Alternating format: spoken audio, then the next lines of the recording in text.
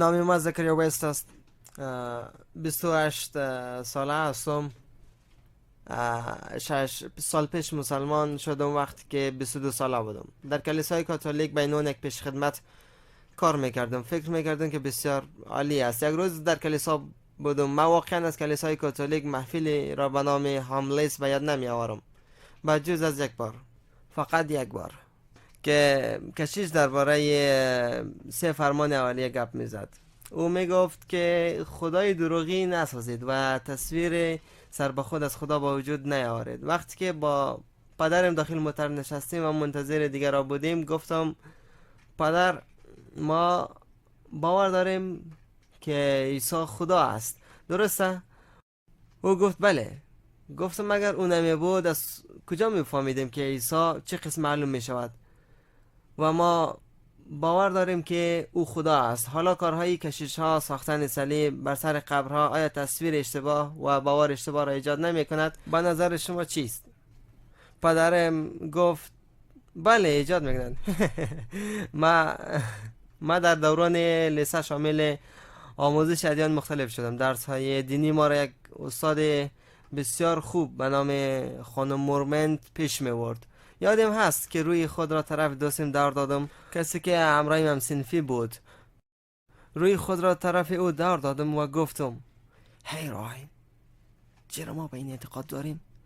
بسیاری از مردم به اندازه که من به خدا اعتقاد دارم اعتقاد ندارند. اگر این راه را انتخاب کنم باز توسط هر کس رد میشم. شاید بزرگترین بازنده در مکتب معرفی شوم. هیچ رفیق نخواهم داشت.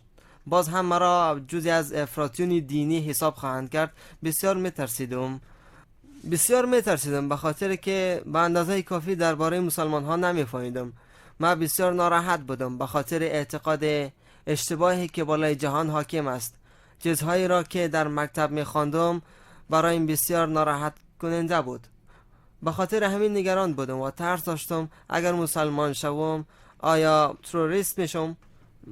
ما باید بجنگم و مثل تروریست ها شوم؟ نمیفهمیدم. درباره انتحاری چیزی نمیفهمیدم یا درباره کارهای دیگر مردم نمیفهمیدم. با خود میگفتم که دین واقعا از من همین کارها را میخواه که من انجام بدم، چون رسانه ها چیزهای بد را درباره اسلام نشر میکنند و مردم درباره اسلام ذهنیت خوبی ندارند. اگر مسلمان شوم تمام این کارها را انجام بدم، پیش از این که به سفر شروع کنید کتابی را برای معلومات به خود بگیرید. پس من یک قرآن ترجمه شده را خریدم.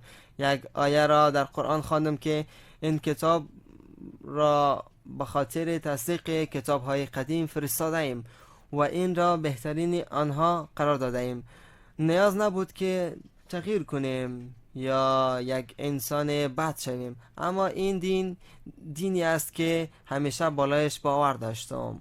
این همه چیز را اعمار میکند. این به تمام چیزهای درست که در انجیل آمده است نیرو میبخشد و میگوید که شما از اول یک شخص با اعتقاد بوده اید.